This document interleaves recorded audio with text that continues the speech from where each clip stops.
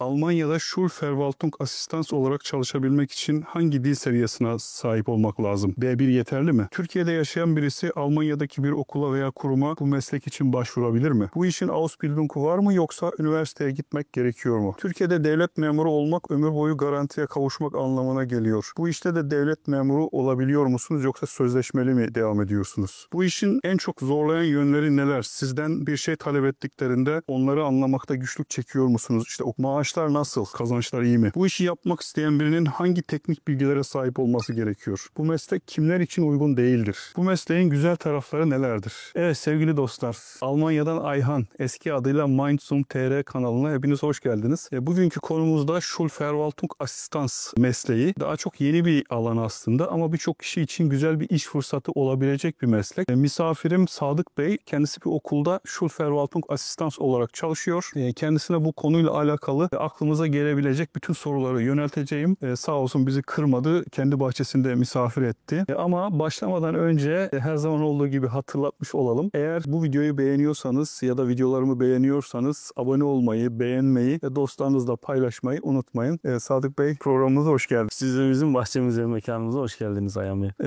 Kabul ettiğiniz için teşekkür ederim. Almanya'ya alışabildiniz mi? Almanya gerçekten güzel bir memleket. Bugün Eylül ayının 30'u. Havayı görüyorsunuz. Az da olsa güneş var. Evet, biraz serin de olsa. Evet, yani kısa kollu röportaj yapabiliyoruz. Demek ki daha iyi yani. Evet.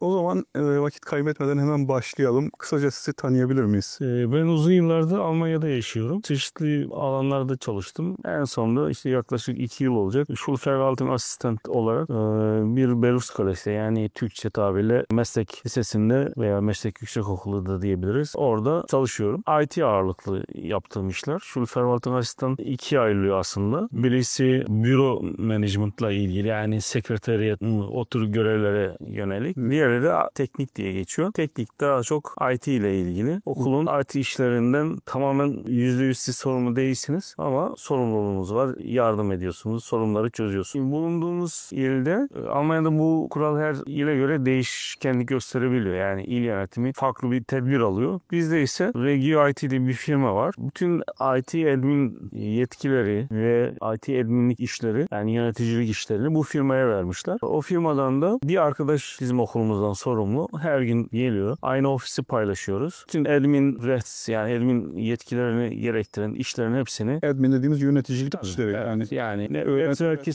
serverların yönetimi, programların işletilmesi, ondan sonra programların kullanıcıların sisteme kaydedilmesi, bazen sistemden düşebiliyor kullanıcılar. Onların tekrar sisteme yeniden yüklenmesi, programların lisanslandırılması, çalıştırılması tamamen bu firma üzerinden yapılıyor. Bu firma da zaten belediyeye ait bir firma. Yani firma da aslında devletin bir firması şeklinde. Türkiye'de bir Fatih projesi vardı.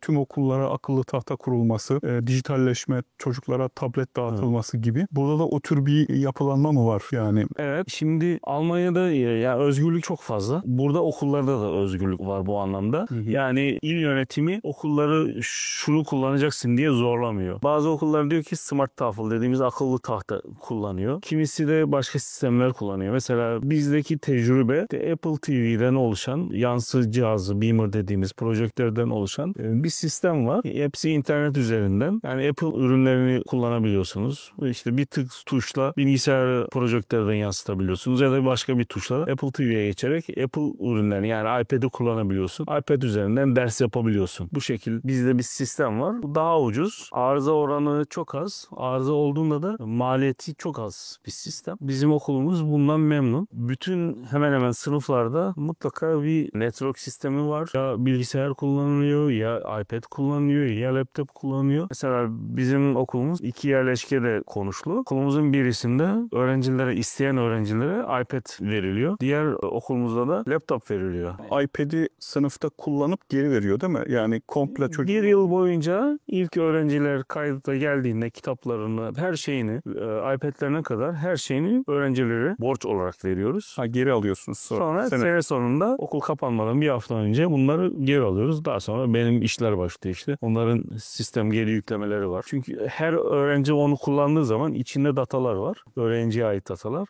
Bu da sonra bir sene sonra o iPad veya laptop başka bir öğrenciye verilecek. O yüzden hepsini siliyoruz. Fabrika ayarlarına geri gönderiyoruz. Ondan sonra veya yeni bir versiyonu varsa onları yükleyip üst versiyon iOS sistemini yükleyip öğrenciye veriyoruz. Yeni başka bir çocuğa veriyorsunuz. Sekreterlik bölümünden zaten bahsettiniz. Yani ilanlarda Schulverwaltung Assistans gördüğümüzün hepsi aslında buna uymuyor. Bazıları Evet. büroda sekreter olarak çalışıyorlar. Ona Bakmak lazım. Yani Evet. başvuran arkadaşlar için hani Ben böyle mesela bir teklif almıştım başka bir ilden. O sekreterlikte görevli olacaktım o zaman. Ben onu istemediğimden dolayı oraya gitmedim mesela, başlamadım. IT teknik garajı istediğimden dolayı burayı kabul ettim. Burada çalışıyorum. peki siz devlet memuru statüsünde misiniz yoksa sözleşmeli misiniz? Almanya'da devlet memurluğu kavramı Türkiye ile biraz farklı. Yani Türkiye'dekinden bir üst level gibi diyebiliriz aslında. Burada öfentliche Dienst dediğimiz bir kadro var. Bunlar da yine sözleşmeli ve unbefristet dediğimiz yani süresiz iş sözleşmesi şeklinde. Devlet yani mülakata giriyorsunuz. Önce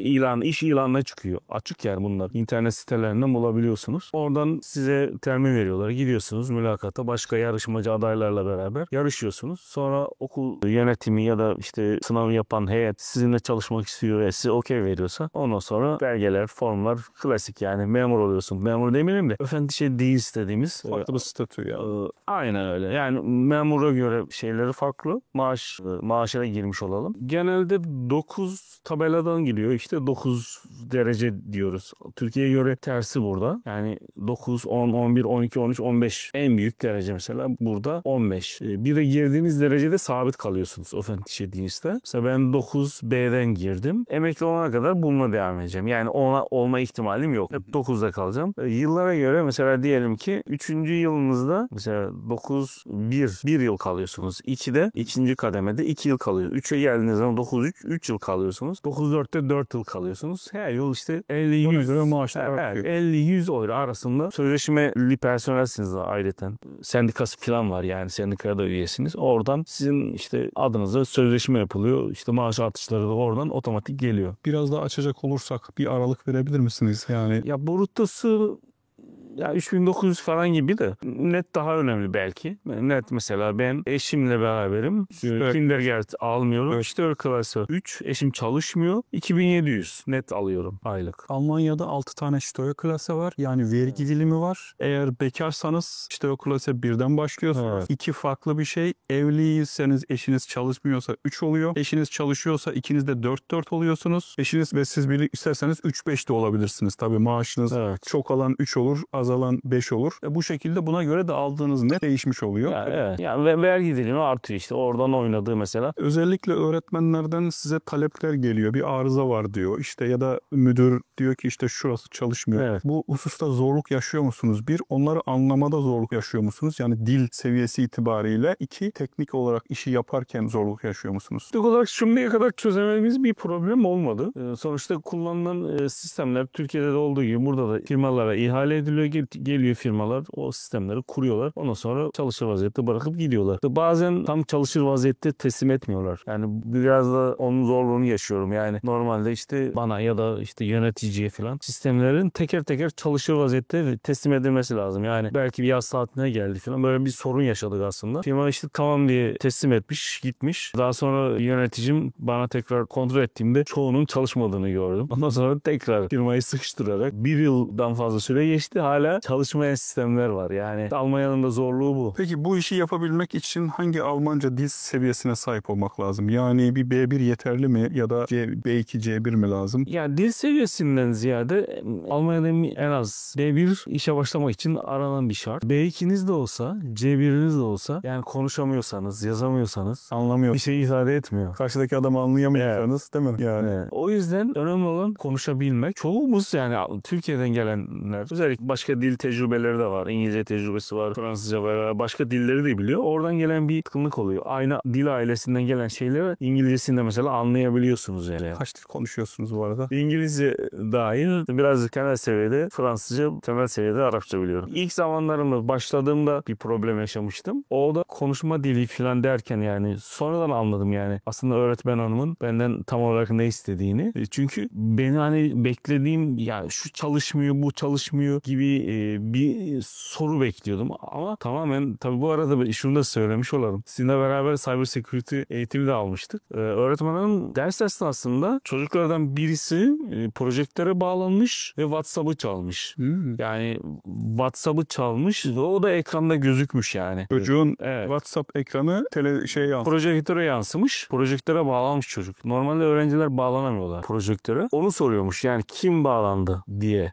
Bu da işte cyber security bir konu aslında. Log kayıtlarına falan gibi bakıp bulunabilir ama komik durum oraya çıkmış yani. Aslında sonraki sorum oydu. Komik durumlar yaşanıyor mu? Evet. Böyle bir başka bir komik durum daha anlatayım. Şimdi Almanya'da çalışanlar yani kendilerinin sorumlu olmadığı hiçbir şeye dokunmazlar biliyorsun. çok enteresan. Yani bir kablo var dokunmaz yani ona. İşte şöyle onu tak bunu tak çıkarayım edeyim. Orada sınıfta hazır bir sistem var yani işleyen. Biz Median Shrunk projektör dediğimiz işte beni arıyorlar işte Microsoft Teams'ten yazıyorlar mail atıyorlar ya da bir şekilde ulaşıyorlar bana. Ben hemen dahil ediyorum. İşte gidip baktığımda çok büyük bir problem varmış gibi düşünerekten böyle elime bir sürü kablo falan alıyorum falan. Ondan sonra yine diyorum bu bağlantıyla ilgili bir sorun var herhalde. Kablo kanallarından geliyor duvarda. Orada projektöre giden HDMI bağlantısından şöyle oynadığımda görüntü tekrar geldi. Öğretmenler de çok mutlu oluyorlar tabii. Ders işleyemiyor yani. Sihirli bir dokunuş. Evet. Şeyi düzelt. Şey için çok yani siz de öğretmenlik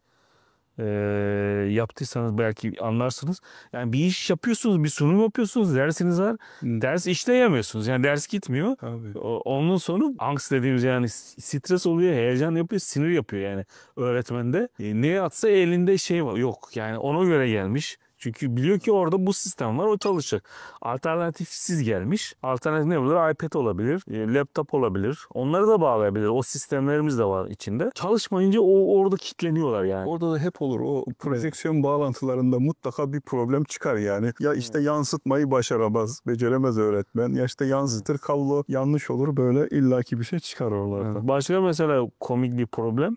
Bir öğretmenin hesabı bir sınıfta çalışmıyor. O hocanın olduğu şeyde olmadı yani. Bir türlü hesabını kaldırdılar, tekrar yüklediler, bilgisayardaki sürücüleri değiştirdiler falan filan. Hocam şey demeye başladı. Ya ben herhalde lanetli birisiyim bir an. Bu sınıfla ilgili ama. Diğer taraflarda sorun yok. Ya o sınıfta sadece sorun var. Diğerlerinde çalışıyor. Yani buna mesela akıl sır erdiremedik hala. Ne Microsoft'u var ne Sistem adam seçiyor diyorsun. Yani enteresan bir durum yani. Bu konuda Almanya'da çok ihtiyaç var mı? Daha fazla kadro açılmasını bekliyor muyuz? Belki de seyircilerimizin en çok merak ettiği konu. Ben Almanya'da bir iş arıyorum. Bu benim için alternatif bir iş modeli olabilir mi? Hani kadro açılacak mı? Bilginiz var mı bu konuda? Kesinlikle var. Yani ben okula başladığımda yaklaşık 2 çöp konteyneri eski alet edevat cihaz attım. Yani bilgisayar, ondan sonra tabii içindeki şeyleri söküyorsunuz. Bilgisayar, yazıcılar, bir sürü şeyler. Yani Geri dönüşüme gönder. RAM'ini işte hard diskini falan söküp öyle atıyorsunuz. Şu anda tekrar 2 konteyner daha malzeme var. Yani bir sene sonra bir o kadar daha malzeme çıkıyor. Bu şu anlama geliyor. Bir, tedarikte Almanya'da okullarda hiçbir sıkıntı yok. Yani para gerçekten çok fazla ödenek alıyor devlet. Her istediğini alabiliyor rahatlıkla. Dolayısıyla sürekli eski malzeme var. Yeni gelen malzeme var. Peki gelelim en çok merak edilen konulardan bir tanesine. Ben bu mesleği yapmak istiyorum. Hangi şartlara sahip olmam lazım? Bir kere IT ile ilgili bir sertifikalarınız olması lazım. Yani sizden bunu istiyorlar. Yani bizim cyber security'den sertifikalarımız vardı.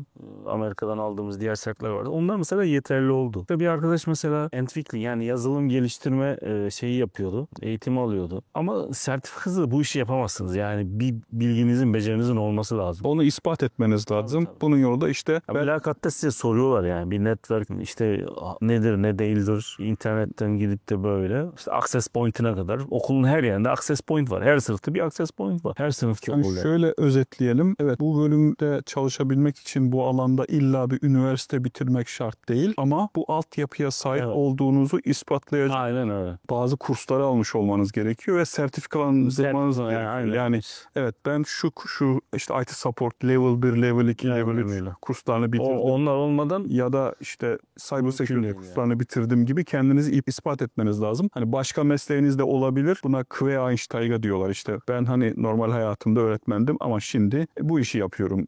O sertifikaları aldıktan sonra IT alanında da yeterince kualifikasyon kazandım. İşte mesela Schulverwaltung asistantın başka bir kadrosu var. O da yine IT teknik diye geçiyor mülakatlarda. Onunla mesela derece kademesi daha yüksek. Ondan başlatıyor. Hı hı.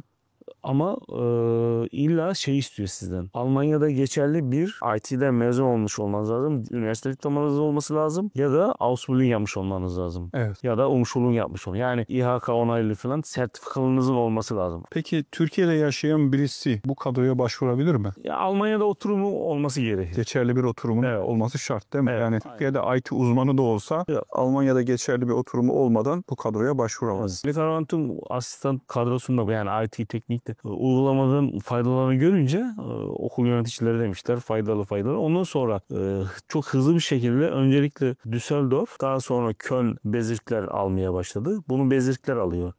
Yani Esrik dediğimiz Milli Eğitim Müdürlüğü. Evet oluyor. yani Köln Bezirk, Düsseldorf, Münster oluyor. Bir de şey var. Bir yer daha var. Neresi orası? Daha kuzeyde bir yer. NRV bölgesinden Evet, bahsediyoruz. 4 tane Evet. yer ilanına çıkıyor. Yani farklı eyaletlerde farklı sistemler işliyor. Her eyalet başlı başına Evet. bir cumhuriyet gibi çalışıyor Almanya. Aynen öyle. Bu kadroların devam edeceğini düşünüyorum. Şu an hani ben uzun süredir takip etmiyorum. Özellikle işte arkadaşlara tavsiye etmek için epey de takip ettim ve iş ilanlarının linklerini paylaştım. Arkadaşlara yönlendirme yapmıştım. Onlardan bir tanesi de işte şu anda beraber çalışıyoruz. Tanıyorsunuz. Evet. Kaç başvuru yaptınız? Burada 10-12 tane okula falan başvurdum. 2 okuldan kabul aldım. Daha sonrakiler de bu şu anda çalıştığım okuldan da çok hızlı kabul almıştım ilk başlarda. Buradan kabul aldığımı söyleyince diğer okullar ya bu gelmez falan diye herhalde çok olumlu dönmediler. Ama o rahatlık vardı yani. 2 okuldan kabul almıştım. Dolayısıyla seçme imkanım oldu. Almanya'da yani güzel bir iş bulabilmek çok Evet. değerli bir şey. Aksi takdirde sizi vasıfsız işler bekliyor. Hem çok çalışmak zorundasınız hem maaşları az. Evet. Yani onlarla Kendiniz olacaksın. Yani yemek aslanın midesinde. Yani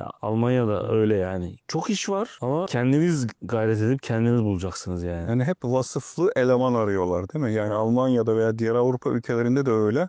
Böyle vasıfsızsanız eğer bir işte kualifikasyonunuz düşükse ya paket taşımaya gitmek zorundasınız. Bir de dil Ya- sorununu hep önünüze çıkarıyorlar. İşte dil sorunu tak önüne geliyor. Bir de işte tecrübe. Yani tecrübe yani erfahrung. İşte Almanya'da tecrübemiz yok. Türkiye'de istediğin kadar tecrüben olsun. Ben mesela farklı misyonlarda da çalıştım. Mesela Birleşmiş Milletler'de falan çalıştım. Türkiye'yi temsilen. Ya onları da söylüyorsun ama adam yani diyor ki ya burası Almanya. Almanya'da bir iş tecrüben var mı diyor. Onu soruyor. Yani bu yüzden üniversiteye başlayan öğrencilerden bile daha birinci sınıftan itibaren gidip bir yerlerde çalışmasını yani okurken bir yandan da hani iş tecrübesini arttırmasını bekliyorlar. Eğer böyle bir tecrübesi varsa işe alımlarda diyor bu adam evet sadece okumamış bir yandan da gitmiş Erfahrung biriktirmiş yani Erfahrung Sammeln yapmış. Bu yüzden onun işe girmesi daha kolay oluyor değil mi yani? Aynen öyle. Erfahrung bir de dil yani. Almancayı sular seller gibi konuşmak gerekiyor. Yani çok üst seviyede işler yapabilmek. Sizi rakiplerinizin önüne geçiren ne oldu? Yani mutlaka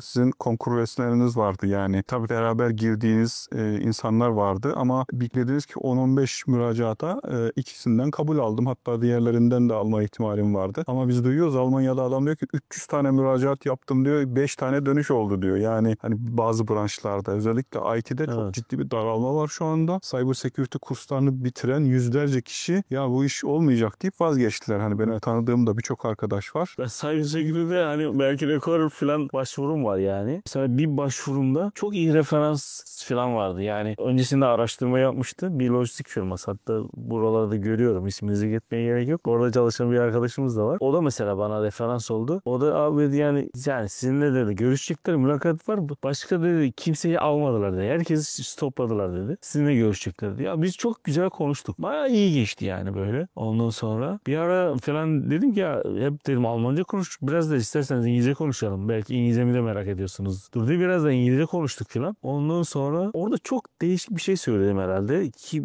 bu tabii nasip iş yani. Allah nasip etmesi olmuyor ama orada şöyle bir ifade kullandım sonuna doğru. Ya ben dedim işte yani Almanya'da başka iş tecrübelerim de oldu. Bir şeyler işlettim falan. Ondan sonra ben hiç iş aramamıştım yani. Türkiye'de de bir işimiz vardı. Oradan da çalıştık emekli falan. Gelip beni buldu. Yani ya işveren konumunda olduk genelde. Hiç de iş arayan konumunda olmamıştım. Orada onu söylüyorum. Ya ben dedim ömrü hayatımda işte yaşım şu. Ondan sonra hiç dedim iş arıyor pozisyonunda değilim dedim. Ben hep dedim işveren pozisyonda oldum dedim. Belki bu mu çok olumsuz etkiledi ne oldu? Evet ki çok olumlu geçti yani. Referanslar falan çok iyiydi. Bir an- Buna mı takıldılar? Buna mı takıldılar? Ne oldular? O mesela olmadı. Başka bir arkadaş girdi oraya. Bazen Bilemiyoruz. şöyle oluyor. Sizin kualifikasyonunuz başvurduğunuz pozisyona fazla geliyor. Aynen. Bir okulda bunu söylediler bana. Yani seni oraya işçi olarak alacak, mitarbeiter statüsündesin. Evet. Ama bakıyor sen Türkiye'de çok daha volümlü işler yapmışsın. Bir okulda Macar kökenli bir okul müdürü vardı. Şimdi orada da başka bir arkadaşımız çalışıyor şu anda. Benden sonra aldılar. O mesela reddetme gerekçesinde ya bu iş senin kualifikasyonunu alçak seviyede. Senin kualifikasyonun çok yüksek. Burada hani tatmin olamazsın. Daha çok para kazanma ihtimalin var. Sen git oralarda iş ara diye öyle o gerekçeyle reddetmişti. Peki bu işi yapmak isteyenlere hangi tavsiyede bulunursunuz? Yani başvurmak isteyenlere son sorumuz da bu olsun. Evet. Ya bulunduğunuz eyaletin bezekleri var. İşte bizim NLV'de 4 tane bezek var. İşte birisi Köln, birisi Düsseldorf, biri de Münster, diğeri de bir şeyde unuttum. Aklıma gelmiyor şimdi. Buralar Milli Eğitim Müdürlükleri üzerinde iş ilanları var. Milli Eğitim Bakanlığı'nın sayfasına Evet. bakacaklar. Yani gerekiyorsa linki ben size vereyim. YouTube'un altına koyabilirsiniz. Linki aşağıya bırakıyoruz. Oradan Oradan Nasıl? bakıyorsunuz şu altına. Orada bir sürü de iş ilanı var yani. Devlet kadrolarında, belediyelerde dünya kadar iş ilanı var. Yani oralara bakan arkadaşlar görmüşlerdir. Schulverwaltung aslında kadro ilanları orada çıkıyor. Önemli bir husus da başıma geldi. Onu paylaşmak istiyorum. Çok önceleriydi. Bir kadro vardı bir ilde. Ben başvurumu yaptım ama çok zaman geçti yani böyle aradan. Sonra dedim ya bir arayayım ne oldu burası diye filan. Sonra aradım şaşırdılar filan. Ondan sonra beni bu sefer şeyden aradılar. Köln merkezden aradılar filan. Sanki dalga geçer gibi bu seferde. Halbuki oradaki Köln'de birkaç tane çalışan var. Mitarbeiter. Onlar alıyorlar başvurularımızı ve aslında tanışıyoruz yani. Sürekli başvuru yaptığım için dedim ya 12-13 tane başvuru yaptım. Sürekli belgelerimi gönderiyorum. Yani bayanlarla artık tanış olduk aslında. Dalga geçer gibi şey yaptı bana. Ya dedi 5 Teytuk'un aldın mı dedi. Ya 5 Teytuk'un yani onay geldi yani size. belgelerinizi gönderdiniz. Ondan sonra biz size tamam sizin başvurunuzu biz aldık onayladık size döneceğiz dediniz mi? Yani ben de çok hatırlamıyorum yani filan dedim galiba. Ya işte 5 Teytuk'un almadan bu işe soymayacaksın falan böyle bir kaba bir şey kullanmışlardı. Ya burada şey önemli yani başvurunuzu yaptınız. Takip etmeniz lazım. Milli Eğitim yani başvuru yaptığınız yer size 5 Teytuk'un göndermesi lazım. Göndermiyorsa rahatsız edin. O başvuru süreci var. İşte diyor ki ayın 30'unda son günü. Bir gün 2 gün sonra tekrar hatırlatın. Ben başvurmuştum. Başvuru e-mailinizin devamında yapın yani. Başka bir e-maille değil de oradan gözüksün yani. Oradan 5 Teytuk'un gönderecek misiniz? 5 Teytuk'un yani benim başvurumu aldınız mı diye sormak gerekiyor. Malum işte memurlar üstüne yatabiliyor yani. Son olarak eklemek istediğiniz bir şey var mı? Son olarak ya ben işimi seviyorum. Güzel bir meslek. İnsanlara yardımcı oluyorsunuz. Yani bir sınıfa girdiğinizde öğretmenin sorunu çözdüğünde o bakışlarını görüyorsunuz yani. Size minnet duyuyor yani. Bunlar insanı tatmin ediyor. Ya da bir öğrenci oluyor mesela. Uğraşmış bir problemi var network'le ilgili. Yapamamış yani. Size geliyor. Siz onu çözünce teşekkür ediyor. Bunlar güzel şeyler. Manevi yönü de var. Maddi olarak da elhamdülillah yetiyor. O da çok değil ama Almanya şartlarında İyi bir maaş. iyi bir maaş. Eşiniz de Herkese çalışırsa. güzel bir maaş nasip etsin diye. Aynen öyle. Yani işi olmayanlara tez zamanda gönüllerine göre bir iş nasip etsin. Çok teşekkür ederiz. Zaman ayırdığınız için, sorularımıza detaylı bir şekilde sabırla cevap verdiğiniz için. Eksik olmayın inşallah. Ben teşekkür ederim. Sevgili seyirciler, izlediğiniz için size de çok teşekkür ediyoruz. Videoyu beğendiyseniz beğenmeyi, kanala abone değilseniz abone olmayı ve dostlarınızla paylaşmayı unutmayın. Bir dahaki tecrübe paylaşımında buluşmak üzere. Allah'a emanet olun. Hoşça kalın.